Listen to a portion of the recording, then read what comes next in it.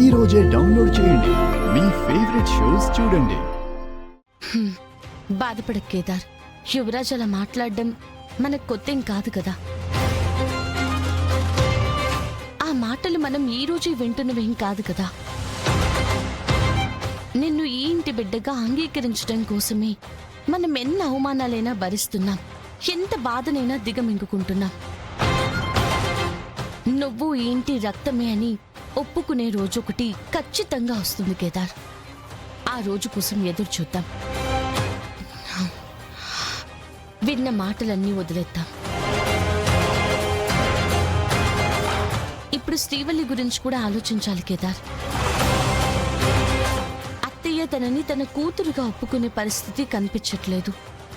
దీని నుంచి తప్పించుకోవడానికి ఆవిడ ఎంతకైనా తెగించేలా ఉంది. అవును దాత్రి, ఆ నిజం బయటపడకూడదనే కదా శ్రీవల్లిని ఇంట్లో నుంచి పంపించడానికి ఎన్నో చేసింది.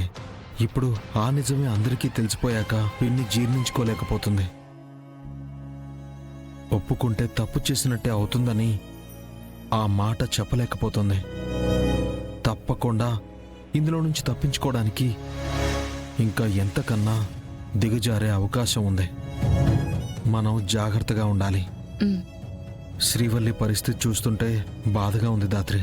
ఒకప్పుడు నేను ఇలా అందరూ ఉండి కూడా ఎవరూ లేని వాడ్లా ఎంతగా అలమటించానో, శ్రీవల్లికి తల్లి ఉండి కూడా ఎవరూ లేని అనాథగా అనాథాశ్రమంలో పెరిగింది.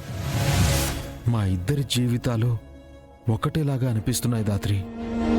ఇద్దరి సమస్య ఒకే ఇల్లైంది చూడు. ఇద్దరి బాధ ఒకటే అయింది.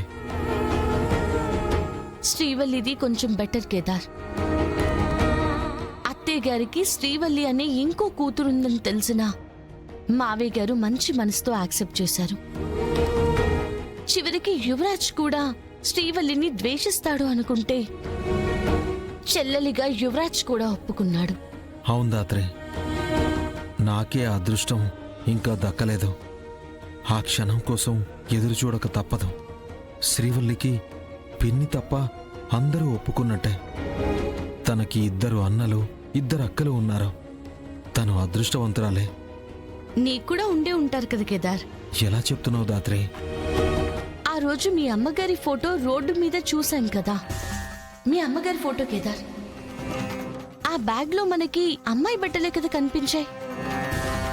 తను ఖచ్చితంగా నీ రక్త సంబంధమే అనిపిస్తుంది.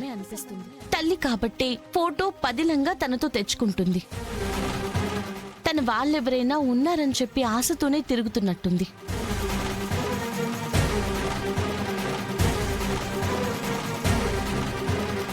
అమ్మ ఫోటో కరెక్ట్ దాత్రే, కానీ తనెవరో తెలుసుకోలేకపోయాం కదా. ఎక్కడుందో తెలీదు, ఎలా ఉంటుందో తెలీదు.